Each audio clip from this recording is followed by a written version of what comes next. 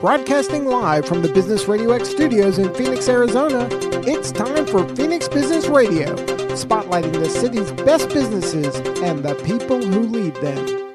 You are listening to the Future of Work Water Cooler Conversations, where business leaders share how they integrate humanity and technology to create the workplace of today and tomorrow. This radio show and podcast is brought to you by the Max 6 Entrepreneurial Center. We are your hosts, Jennifer Burwell and Kyle McIntosh. Jen, first, good to see you. Hello, good to see you as well, Kyle. I am so excited today to be talking about all things fitness. We just got done with a webinar for our local community about health and wellness, and I am more motivated than ever, which is surprising because it's February. But we have some amazing guests. We have 3 today to talk about health and wellness and how it will play a big role in the future of work. And also to share their entrepreneurial story, we have Drew Saenz, the owner of Team Up Health and Fitness, and Kelsey Girts and Shelly Johnson, a mom and daughter team who own the Fit for Mom, Tempe, Chandler, and Gilbert franchise. So welcome, guys. Thank you. Hey, guys. Thanks for having me. Yeah, we're so excited. So we always like to start the show with just learning a little bit more about you and your background. We ask the same question every time. It's how did you grow up? Where did you grow up? And how did you get to where you are today? So, Drew, why don't you kick us off? Yeah, absolutely. So I am from Sierra Vista, Arizona, small town down south here locally. I was actually kind of raised my first 5 years of life in Huachuca City, which is a real small town, and then moved to Tucson, grew up there, kind of a Wildcat fan, but my grandfather was a Sun Devil, so it's going to flip here. So my grandfather was on the first ASU baseball Sun Devil team ever, like in the 60s.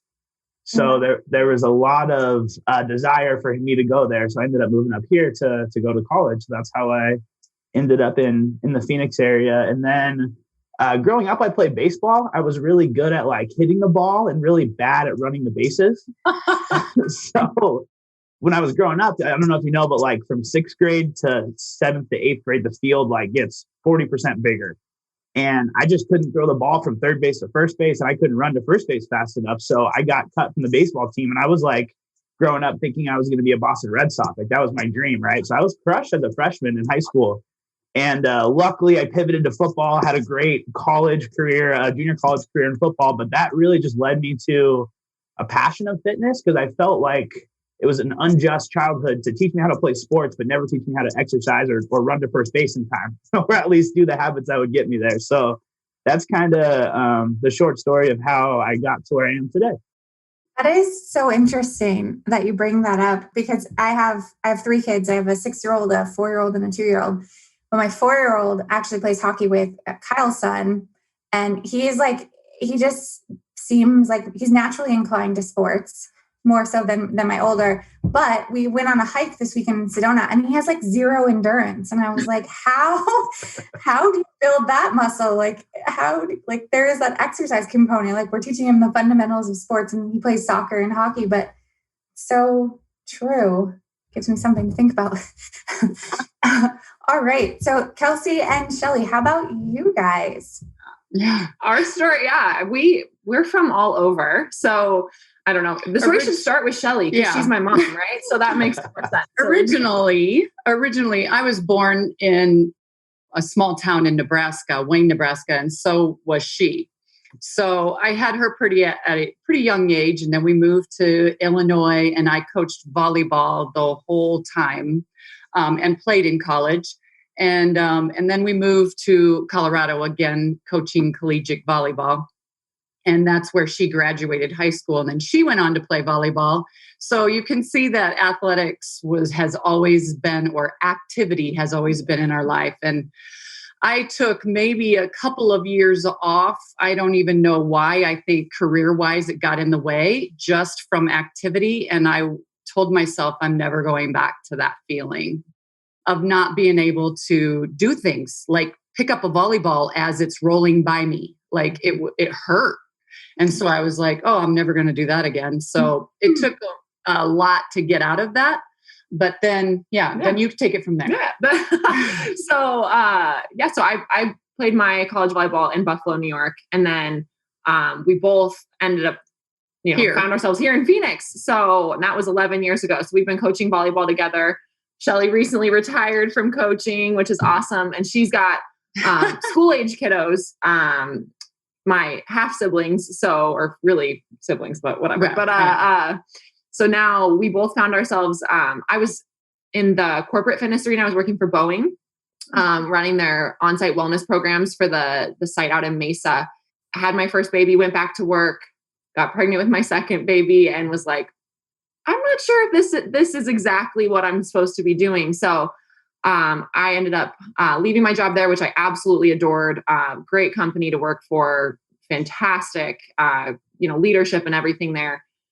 We both found ourselves staying at home, still coaching volleyball. And then this opportunity for Fit for Mom kind of fell into our lap. And I was like, this would be kind of fun to do together. So let's do it. Yeah. So here we are 18 months later and loving it. And that's what brought us here, I suppose. That's so cool. So we were chatting a little bit before the show that we have some overlapping connections. So Kyle's wife was a fitness instructor for Fit for Mom Queen Creek. And then she roped me in right after I had my second kid. She was like, oh, come try this. It'd be so fun. And I was like, I was very scared because, after I didn't exercise through my pregnancy. And then I was like, I don't know what I'm doing. But it was such an amazing experience. And just being with other moms who were in the same place. And Kyle's wife is so inspirational and motivating. And we also were personal friends. So that helped me a little bit as well. But it was just such a unique experience. And it really did kickstart me like, okay, let's get back on the train. Because like you said, like, I don't want to hurt. I don't want to be out of breath, like chasing my toddler. So many thoughts in my head all at once. But Drew, what kind of brought you into entrepreneurship and to your journey? Yeah. So, good question. My stepdad ran a business in Tucson. So I kind of saw the freedom that brought for them. Totally different business, like totally nothing, like not my path at all. But I saw like, okay, make a little bit more money, kind of set your schedule and just have that freedom. So I even started my LLC my senior year in college. And my original business model was to do fitness programs for after school for kids, right? To like help kids prepare for sports, because I felt like, hey, it didn't work for me. I need to help these kids do that. And that it started off, I got some partnerships with the school districts, and just getting kids to sign up and get that marketing piece was not fast enough for me to have a full-time job after like college to that. So that's how I kind of started off, and realized through that process, I would love to work with kids. And we still do have some programs for kids that we run, but all behavior change happens at home with the parents. So now I'm realizing to create any impact, I got to work with people just like myself first. Yes, that is so true. And I think Shelly and Kelsey, you probably see this as well, is like our kids are looking up to us, right? So like my little daughter, my 2-year-old, we have a gym in our garage, a home gym that we built because of COVID. And I'm like out there working out, and then she lays next to me and she's trying to do a plank and she's watching. And then my middle son's like trying to jog in place, but quickly getting out of breath, but we're working on it. So Can I pause there real quick about the out of breath thing? Yeah. So we have two different energy systems, fast twitch and slow twitch. And slow twitch is like hiking. And some people just don't have those muscle fibers, like long distance runners have them. So maybe your son is just going to be like really good short distance, fast burst guy. And that long stuff just isn't for him, Yeah. That's why I chose volleyball. Short spurts of rallies and then recover. That is a good point. Maybe that's why he liked soccer and hockey, because, you like change out, right? Right. Yeah. 30 seconds of go, go, go, and then change out. Yeah. And I mean, soccer at his age, like there's not long running. I guess when you get up there, there's more running, but that's a good point. Thank you, Drew. Yeah, for sure. It's just like some people, it's not happening. Yeah, he might be that kid. It's interesting. It came up with both of all three of you is the difference between sports and fitness, or the preparation, or what it takes, or just kind of that mindset. It's interesting as I'm getting older and having to switch that mindset in myself. And I'm wondering how much time like you guys each spend really thinking about sports and that sort of mentality versus getting someone in a place where their lifestyle is physically fit. Yeah, I think for us, right now we're working with prenatal, so pregnant moms, moms that have had babies in the last 6 weeks to 6 years, and then also beyond that, right? Women who have school age kiddos. And I think for us, it's so often more about, we have a lot of what they call themselves former athletes, right? And we're like, no, that's still in there, right? Just because you aren't using that doesn't mean that you're not still athletic, right? So I think for us, it's almost more just like, no, that's still you. Like you're still there. But yeah, it's funny, different things that we do. You can tell women that have that competitive kind of athlete driven mindset versus someone who hasn't had that background. And sometimes when you're postpartum, you're like, whoa, right? Like we're not competing right now. But yeah, I think it's funny because it's always in there, right? I think when you have that background. So I think for me, relating it to sports and like the people I work with now, I view it as like my sport's different now. Like my sport now is like being able to get up and go do my job really well and like stay in the moment, stay focused, and get home and be there for my family and like be active for them too. So if I try to kind of teach people like, hey, this stuff matters not just for your weight, not just for your health, but also so you can do kind of your obligations that you're supposed to do every day. Yeah, I would like to even add, like, sometimes it's really kind of weird to think about it this way, but sometimes I feel like motherhood is their sport. Yeah. So, you have to stay active. You have to, and sometimes moms, even the ones that get sick, still have to do the mom things that they do, right? Second pregnancy is no joke. And so it's kind of like, there's no time off for them. You have to be active in order to be able to, first, not get sick very often. And second of all, to be able to push through to keep your tiny humans well. It's so true. Like sometimes on the weekends, I'll look at my watch and I'll have like 15,000 steps. And literally all I've done is chase children through my house or clean or do whatever. And it's right. That takes some endurance. So I keep asking this question and maybe there's never an answer, but I'm always curious of like all of the clients that you guys work with, like is there a commonality about like what helps someone be more successful in the consistency piece with their health and wellness journey? Because for me, like I'm really strong for a good 90 days or so, and then I kind of crash and burn for a while. So is there anything that you guys notice with your clients? People that are super successful, do they have something in common? Yeah, I think it could be a number of things, right? But one big thing is just, making it a part of just like who you are, right? So this is part of what I do, and it might look different on different days, but I'm always going to show up for myself in this way and planning it, right? So that accountability and creating the time, whether you're a mom, that's what we're working with, or just an entrepreneur, someone in the workplace, right? And just building that and having it be part of your schedule.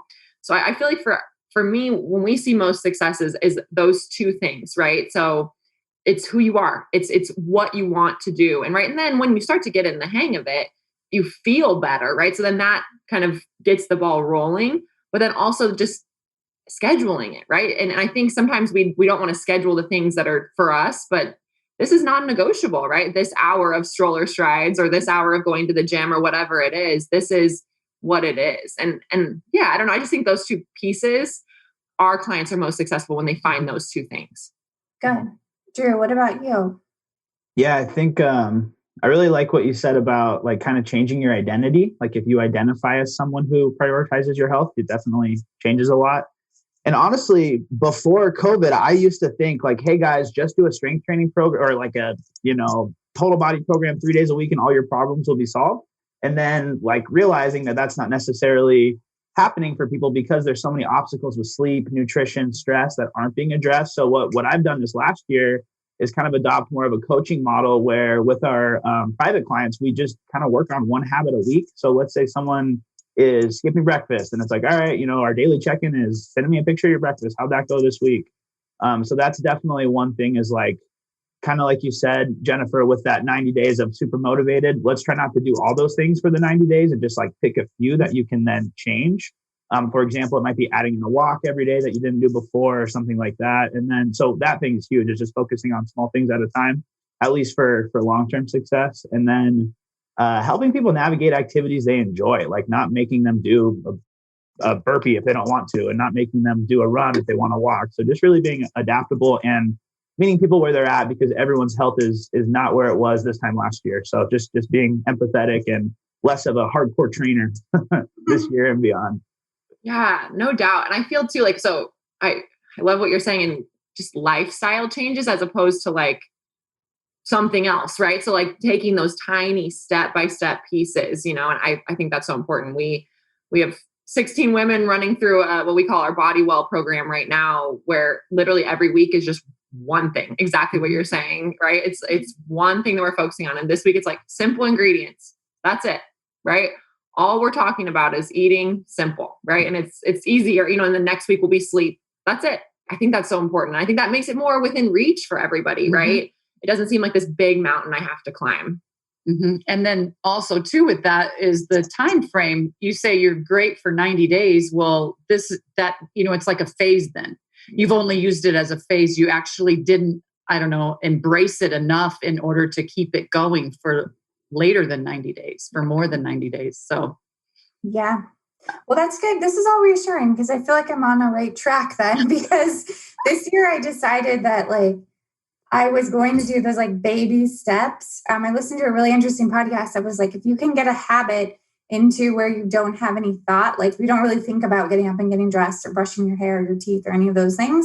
Like if you can get to that level, then it just becomes, it's that shift that you guys are talking about. It's that mindset, like this is who I am.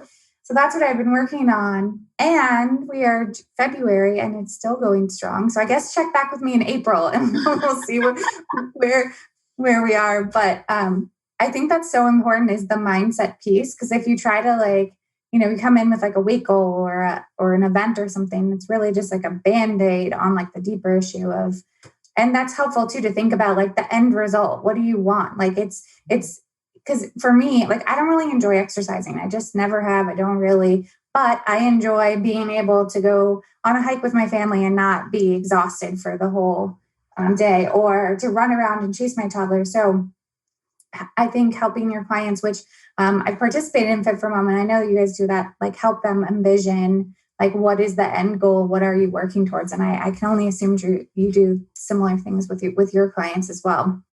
Yeah, just I try to hit home on, just like you said, Jennifer, like what is the lifestyle thing that matters? For a lot of us, one of our big private clients is a private golf club. And for a lot of those people, they've got grandkids, they are just coming out of retirement, they're very non-health conscious, but now they want to play golf, they want to play pickleball, and they can't. So yeah, I try to play on, what is that outcome goal that you're going to benefit from, that's outside what you're eating, what you're doing physically, but also that you're going to enjoy. One thing that's interesting that for me helps, I know, is, part of it's an accountability thing, and part of it's just that I'm a social creature, is this connectivity to a community of people with the shared goals. And not even that they're necessarily the exact same goals, but that they're people that are prioritizing some of the same things. And so I just know that if I like movies, I don't like to go to the movies by myself. And so when I get into this fitness thing where all of a sudden it's all on me and I have to figure it out and keep myself accountable and hold myself accountable, it's such a harder time and lifestyle than like Fit for Mom, being involved in a group like that, or like at Max 6, where we've got the Fit Trail and things in this community of people that are coming together. And not that it necessarily has to be all about the other people, but it just is it makes whether you're working out or training for something or just being physically fit more fun. Yeah. Mm-hmm. And I feel like, we're meeting our clients at such a transitional period in their lives often that just basing everything in community is really the key for us, right?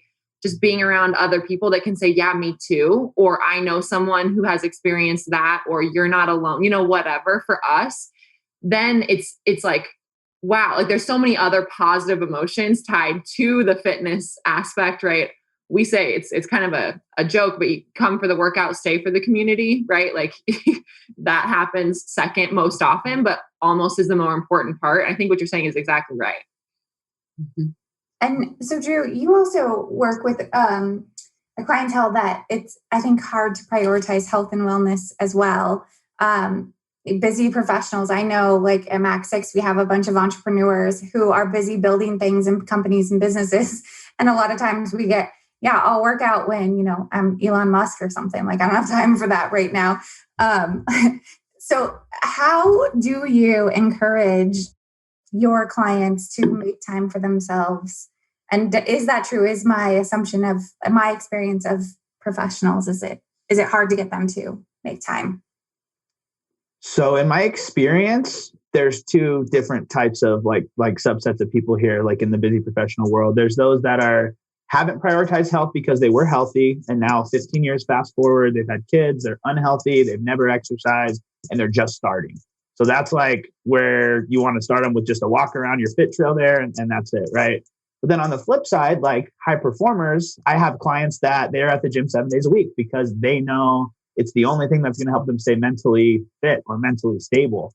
So it's kind of a middle ground. And what I'm finding is people who are doing it successfully are finding ways to include health in their business structure. So I don't know if you all have heard of the book, The Ultimate Sales Machine, but they talk about, it's a marketing book, and it talks a lot about exercising with your clients or with your prospects because it really builds that relationship and with that trust. So as an entrepreneur myself, or as one starting up with a team or with prospects or with clients, if you can include like a healthy lunch, if you can include a group workout or include that somehow in your workflow, I think it's super important. So like, for example, with my team, I have a small team of coaches that serve our clients as well. And we meet for walks, like our meetings, we just walk, right? And usually for me, it's like, this is going to be something that I usually don't do, get me outside and help reduce my stress. So just teaching them to fit it within their work schedule each week, and also showing them how they can benefit financially, professionally from getting around people and getting their health on as well. That's a super smart idea. I was noticing that there's a commonality between the two different groups that you guys work with. And really the key is people who and maybe this is common sense, but it's like a light bulb moment for me. People who prioritize their health and wellness are the high performers in like any category, right? In motherhood, in business, and life. And so I guess it's just convincing the rest of us, because that's probably what, like 20%. And then we have 80%. So a lot of questions that we get when we have our trainer on site and stuff is, wow, I'm so overwhelmed. How do I get started? So what advice would you each give to somebody who's wanting to start the journey? Yeah. I was going to say, that's hard. I feel like sorry. Anyone can start. I think, it's interesting, right? I think not trying to do it all at once, right? And I think for our clients, it's different than for other people, because for us, it's often, it's like, I don't know this body and I don't know this role, right? Like, I don't know this, right? So it's intimidating to come to a group of people in regardless, right? And then you're learning so much about you. So for us, it's just meeting them where they're at and saying like, just walk, right? Just take the first step, just show up to class, right? For us, because a lot of our new moms, it's group classes, right?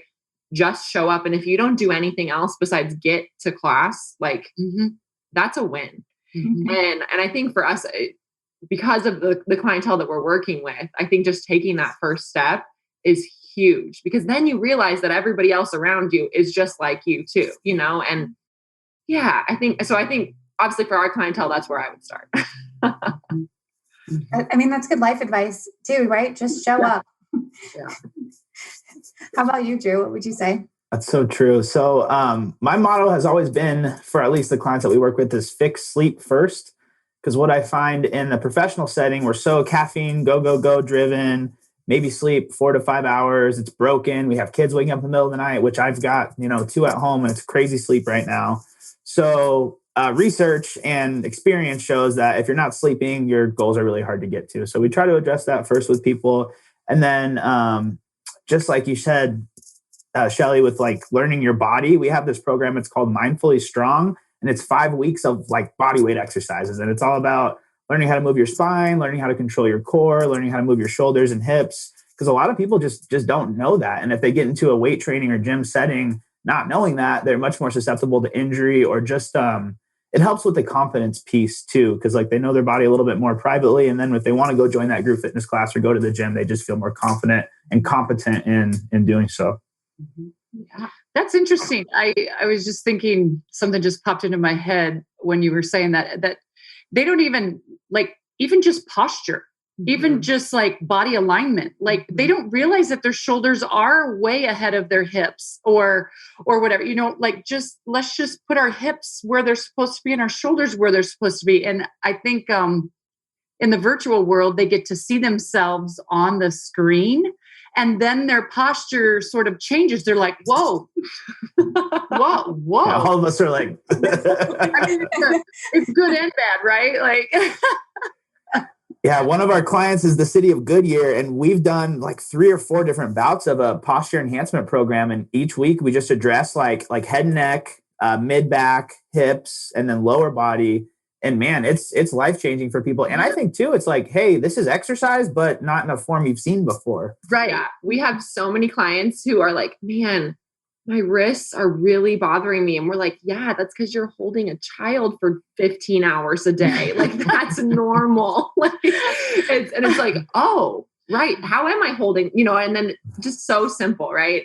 And then compound that with our working moms who are like then sitting at the computer, and maybe they're doing both right now. So it's so funny, just the life stuff that is maybe the most important part. So right. We live in these bodies our whole entire lives, and yet they're so foreign to us. Like that's so crazy. And it is very true. Like for when I, every pregnancy was different. And every time I was like, oh, now here's this new body that I have no idea what's going to happen or what's going to work. And that was one of the best things about Fit for Mom. There were literally moms who were like, oh no, that's normal. Or they clued me into wear black pants to workouts because, sometimes like my first time, which cover your ears, gentlemen, but my first time when I went on a run, I'm like, why are my pants all wet? And they're like, oh, just wear black pants. It happens to most of us. And it's like, what is going on? What is this body? And so, our trainer at MX6 works with me all the time on posture and the things that we do with keyboard. So it's just so fascinating that we live here our whole lives and we have no idea. But it got me thinking a little bit, Drew. So talk to us a little bit about your company and what clients you serve and your clientele so our listeners can better understand and who an ideal client is for you. Yeah, so my company, Team Up Health and Fitness, pre-COVID, like 90% of my focus was corporate fitness and corporate education, where we'd come on site and do corporate education on different health and fitness topics, really relating to starting a fitness journey and maintaining it, right? And stress reduction. We had some on-site gyms that we managed for client companies here. So my big task last year was like transferring those virtual, right? But so my team could maintain their work. So once that was successful, I was like, hey, what the heck am I going to do? Because there's not a lot of open on-site corporate gyms right now.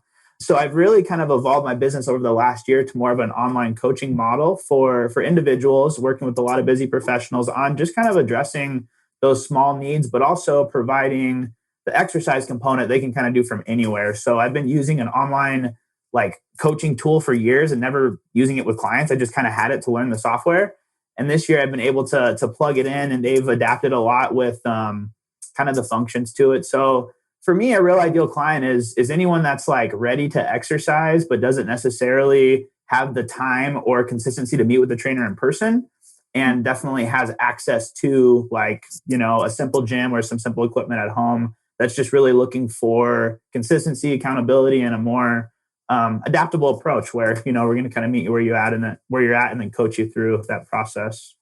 That sounds awesome, but it also sounds like a lot of changing through the last year. And that's impressive that you were able to pivot. I know that's what a lot of, most small business owners last year were faced with. We always like to talk about entrepreneurship as well, because we have a lot of listeners who are fascinated with entrepreneurship. So maybe talk a little bit more about that process. Like, how was that through transitioning, pivoting, and then what do you see the future for you? Yeah. So just to paint some pictures on the transition, the golf club site I mentioned earlier is a fitness center where we were managing like 30 plus on-site classes a week. So then it was like, hey, we got to make Zoom links for all these. We got to put some promotional materials and then teach our recently retired people how to use Zoom and exercise from home. So luckily with the shutdown here, it was kind of like client by client. So it was like, hey, Monday it happened. I could focus on this client. We get that done.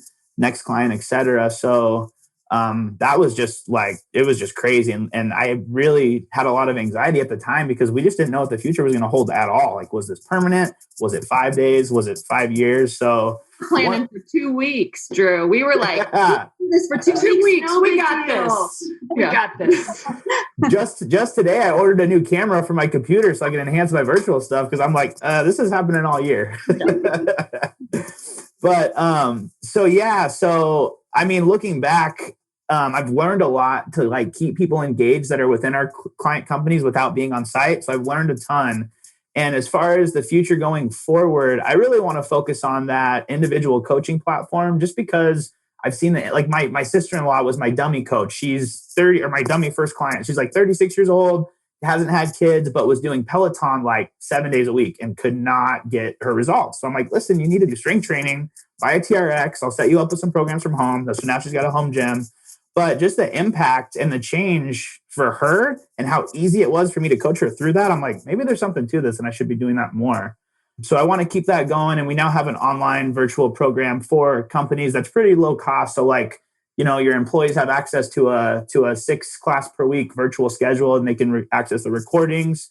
So I'm going to keep that going just because it's been a good way to keep our coaches involved. And then I'll definitely continue our virtual education for our corporate clients. And that's just good for like, let's say a company's got, 200 employees and they have a wellness program, but they need someone to come in and educate on posture, educate on back pain, or educate on at-home exercise. Been doing that a lot too. So those are the kind of 3 aspects that I'll continue to grow and maintain, at least for the next, year or 2. Right? Yeah, very cool. What do you see? There's been changes that we've all had to deal with as entrepreneurs, as parents, as just a human being going through COVID in the last year or so. How much of your roles do you guys see as actually the physical fitness part of it versus, Drew, you brought up sleep. I mean, both of you brought up stress management, like all of these other parts of it that aren't, I guess you wouldn't necessarily think immediately are, what do I look like in the mirror? Or can I run 5 miles? How much do you guys focus on those parts of it? Yeah, I think, man, it's been, for everyone, right? It's been a hard 11, we're at 11 months, right? I know. Yeah. And I think it's impacted every facet of life. And I think for us, it's providing that community and kind of just giving you other things to think about too. You know what I mean? I think our clients have been, virtual school or not virtual school. There's been, so many challenging decisions to make. You're working from home. Your spouse lost their job. You lost your job.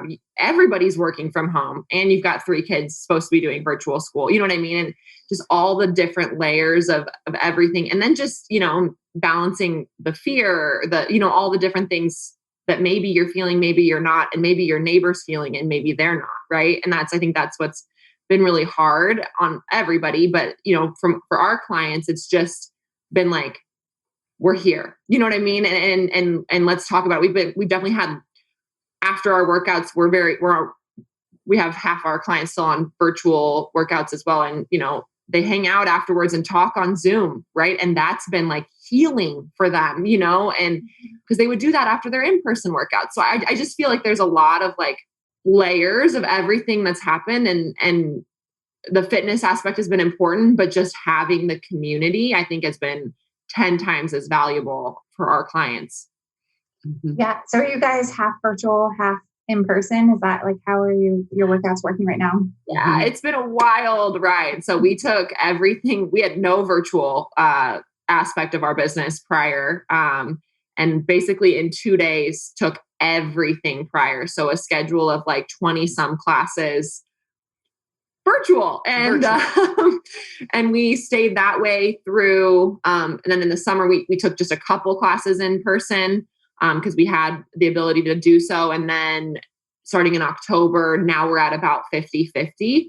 Yeah, it's been a wild ride learning. We didn't know, we've never taught a virtual fitness class in our life. And we're competing with Beachbody, who's like doing, and we're like, no, we can do this too. We can do this. Yeah, we got this. We can do this. I know. We talk about often, like, if this pandemic would have happened even 10 years ago, like, what would we have done? Because, like, thank goodness there is the technology to be able to pivot. But you guys were also relatively new franchise owners, right? Because if it's 18 months, so you guys were like 7 months in or so, and then pandemic hits. That's a big curveball to a new business. Yes, it was frightening.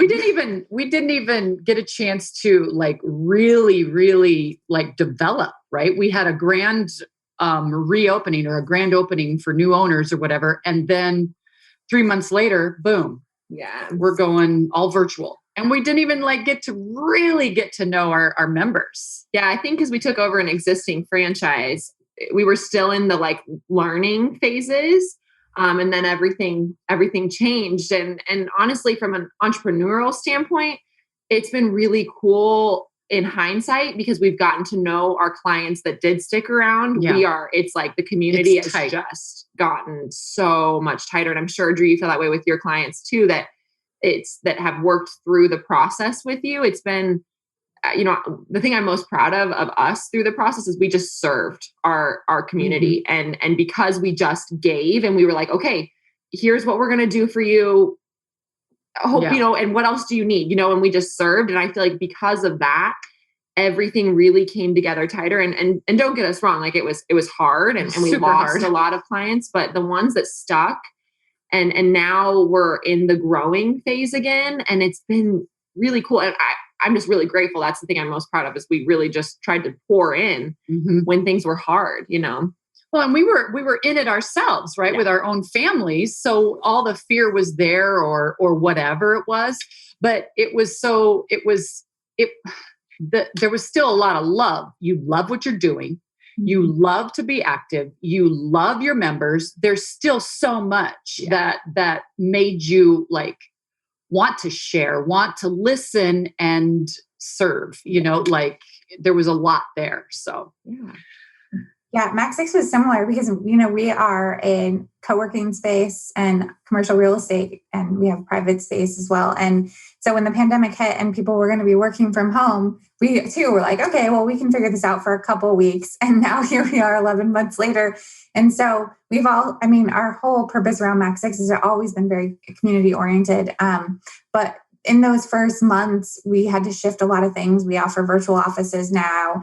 We had a lot of online learning sessions and just community things of like, hey guys, like, how are you? What's going on? What do you need? Because we had all of the businesses inside of our spaces were trying to figure this out. And I think the one silver lining perhaps is that we were all going through it together, although we were experiencing it very differently, right? There's different things that were happening to different people, but I do feel, and Kyle, you have to tell me if you agree, our community came together and is much more close-knit than perhaps pre-pandemic. Yeah, the other thing I noticed too, I keep learning this over and over in life, I guess, as I go, is it kind of goes along with that, just show up, but it's we're much more adaptable creatures than we think we are sometimes.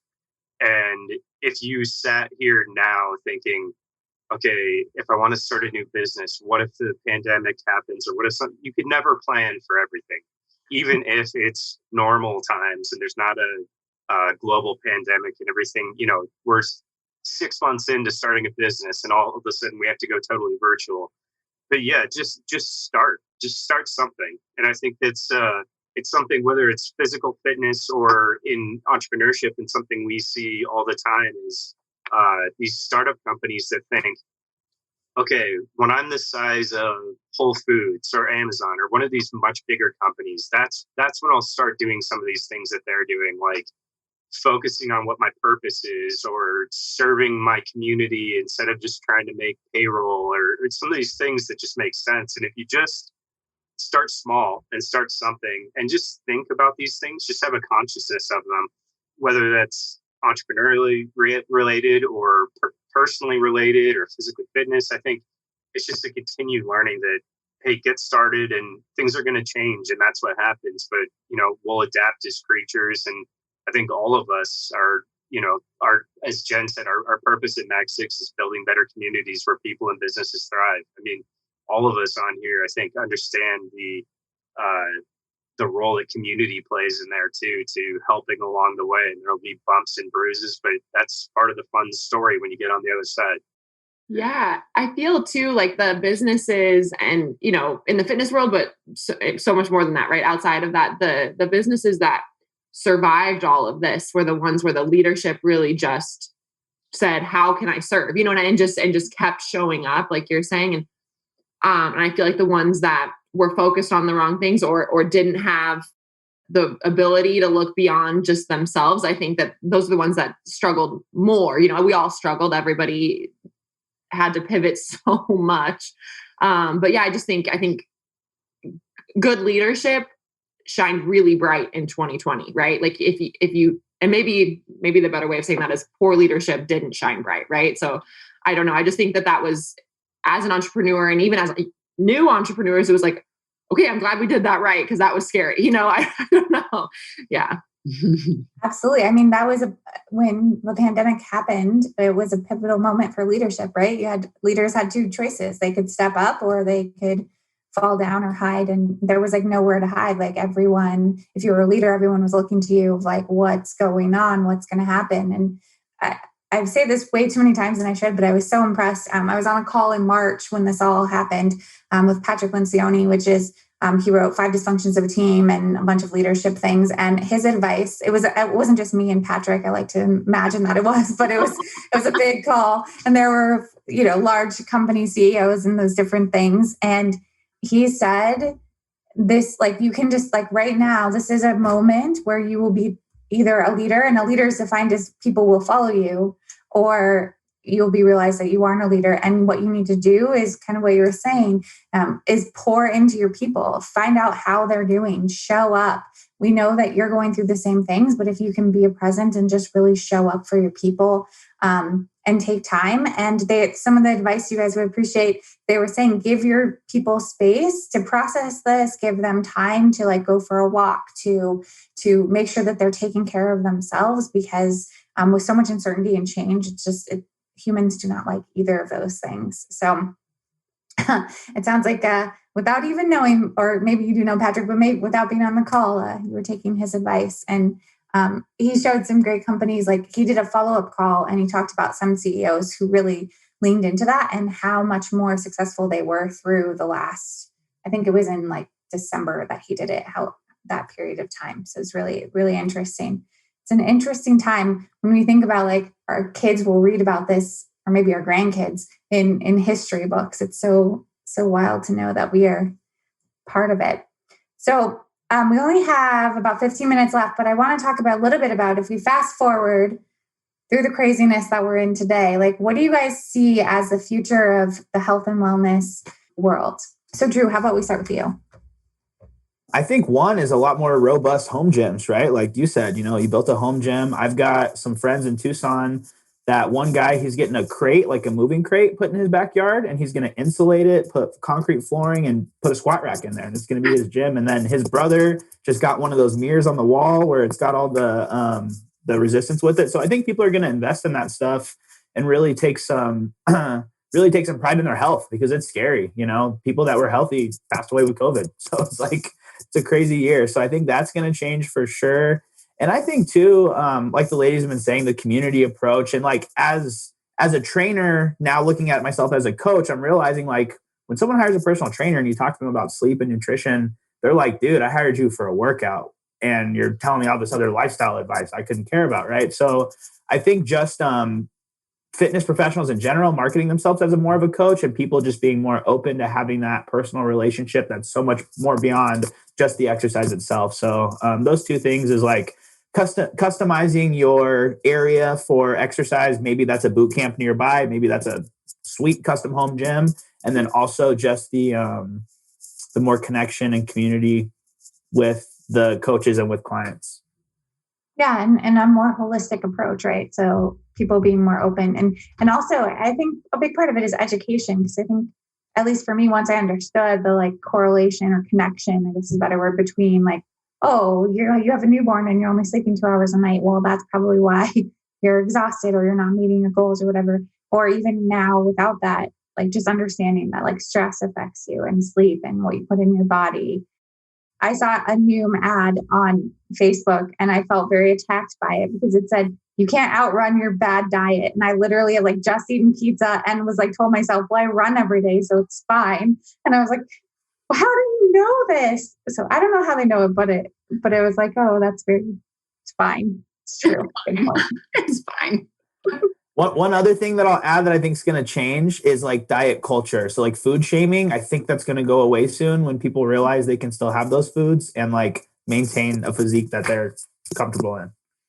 Yeah. So if you're listening, Noom, but although Noom does a good job, like it's like colors and you can eat whatever you want. It's just like proportions and stuff. Yeah, for sure. Let that ad, or maybe it was like just my thought process, my own shaming notes. So. Yeah, that's what I'm saying. I think that thinking is going to go away 10 years, maybe. Oh, good. I hope the quality of the food ingredients goes up, though. That will make it so much easier for all of us. Yeah. Yeah. I think the virtual world is here to stay, right? So we plan to have a portion of our schedule be virtual for the rest of eternity. We don't think that's going away. And I think for a couple of reasons, right? I think there's health and safety reasons, but also now the convenience and knowing that we can bring our products to you just the way the big conglomerates are bringing it into your house as well. And then I think the other thing is just normalizing so much more. I think within fitness, but fitness and motherhood, health and motherhood, and health and everything, health and life, right? And like you're saying, Drew, just ending food shaming and just normalizing so much more and learning, because there's so much more out there, that just because you don't fit in this box doesn't make it wrong, right? So whatever works for you, there's going to be a community of people, or there ought to be, that are going to meet you where you're at. Mm-hmm. And by the way, Drew, we are one of those people. My husband and I have talked about doing a tough shed in the backyard and making it a kick butt workout place.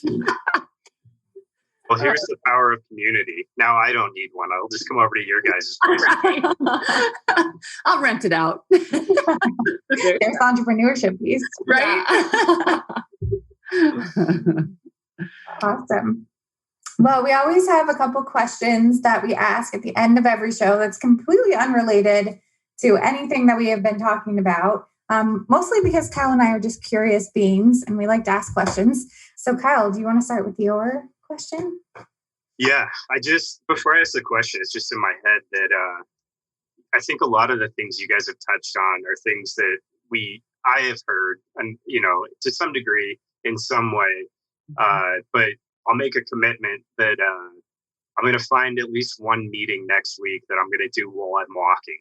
I think that's a great idea, and I think you hear these things, but like how it's so easy to really just pick one thing and just go do it. And so whether I show up at your house, Jen, and we go for a walk, or if I'm in the office with some of our other team, we'll see. But that's a good simple thing, I think, to start. Woohoo! Yes. The question I have for each of you is, what is your favorite book of all time? I feel like I'm a little blinded right now because of the book I just finished. I love to read, and there's so many good ones. But I just finished Untamed by Glennon Doyle, and I can't, it changed my life. So I am like 3/4 of the way through that book. It is amazing. So good. I cry. It's so good. There's so many good books, but that one, I literally just finished it on Friday, and I want more. I'm like, tell me more, teach me more. No, that is so good. That's a good one. I not just, but recently finished all the Rachel Hollis books. And then the one I'm in now that I actually just started is the 10% Happier. That by Dan Harris, right? I think that's good. So quick side tangent, funny story about Rachel Hollis. I feel like everyone in my circle read her books a long time ago, and I was kind of like late to the party. And so I read Girl, Wash Your Face. And I was like, wow. Well, I fell in love with Rachel, and I was like, this is amazing. Everything that I needed to hear. And I was also like, she is my relationship like guide. I'm going to like look to her for, and then the next book, she gets divorced. And I was like, oh, all right. Well, she still, it was a book and a lot of lessons, but I was like, maybe I shouldn't, not that I wouldn't take relationship advice, but I don't know. I was like, that's so funny that the person I pick. I feel like it's that thing though. I think I was like super upset about it too, because I felt like they kind of portrayed something and something else was going on behind, but but for me, I think it's just a good reminder for all of us of like, the grass is not always greener. It's not always perfect. It's always going to take the work. You know what I mean? And I think that they're a good testament to that now too, I don't know. Yeah. No, absolutely. And I think her book, I didn't see that coming. The way that she was just like so real and raw about it. And I think that helped me like release, like, cause we do put these people on this pedestal. I'm like, what do you mean? Like, I was going to model my marriage after you. And now what do I do? But I was like, wow, they're humans too. And life is hard. And sometimes we have different paths. And it was a good lesson, but I just thought it was kind of funny where I was like, yes, wait, maybe not. But it's that normalizing thing, right? Like, I just feel like, again, like she's, not something that we thought she was going to normalize. Right. But just, I don't know. I was upset, but I thought it was powerful too. So. Yeah. Yes. All right, Drew, how about you? I feel so out of the loop. Like I got to catch up on some reading. Me too, Drew. So I don't know if y'all have heard of this book. I don't even know the author, but it's called The Secret. And it was made into like a Netflix thing. So basically it was my first, I was probably 23 when I read it. And it was my first exposure to like what I felt personal development and like being able to manifest things that you wanted. So from there, it just really opened up my perspective to life and to learning again too. So that was a good kind of a catapult to more professional development for me. That's awesome. Yeah. It's been a while. I read that book a long time ago, but it was powerful to think about like what you think. Karen always reminds me, what you think about, you bring about, and that, just trying to be aware of your thoughts. Cool. Yeah. Thank you. Well, now I was so wrapped up in all of your guys' books, I forgot what my question is. Oh, but now I remember. Okay. My question is, what is one lesson, we've talked about a few already, but what's one lesson that you learned through the pandemic that you want to bring forward with you into the future? It could be life, professional, any type of lesson. Whoever can think of the lesson can go first.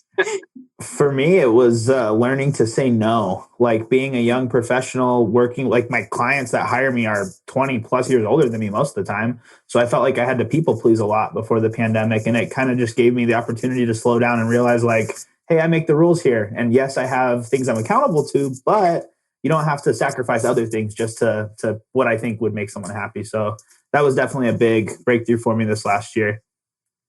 Great. That's huge. That's big. I think for me, I'm a worrier, right? So I meticulously worry about all the things and always have worst case scenario. And I think when everything, I thought you were making a face. You're like, yeah, you are. Yeah. But I think when everything slowed down and I had so much less to worry about outside of my home, right? I mean, we had a lot to worry about with Fit for Mom, but not other things.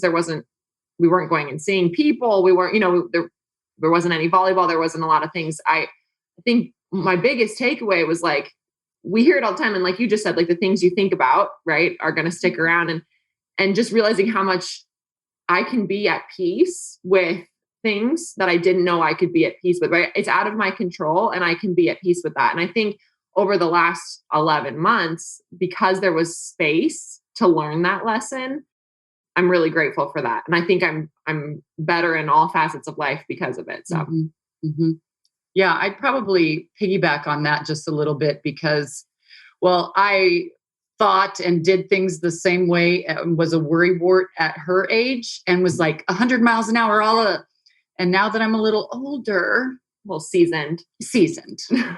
I really push pause on all of that stuff. I've learned how to do that. And the pandemic, I want to say, totally opened it up to going, hey, this is so much healthier, because going 100 miles an hour with worry or whatever is super unhealthy. And I've learned that about myself, that, yeah, your organs just don't work as great and your mind gets foggy, and it's not very fun to live in that state. And so I've learned to push pause and go and just breathe and go, what is most important here? How are we going to get through this? What do we need to do different? What will work? And the thing is I hope, I look at her sometimes and I'm like, okay, I need to calm her butt down, right? Like, how do I do that without being the mom here, but being the balance to whatever it is? And it's fun to challenge myself to doing that without stepping on her and her experience, right? And so I think the pandemic has really helped me do that too, is slow down things and look in a bigger, I don't know, what's that called? Lens. Yeah.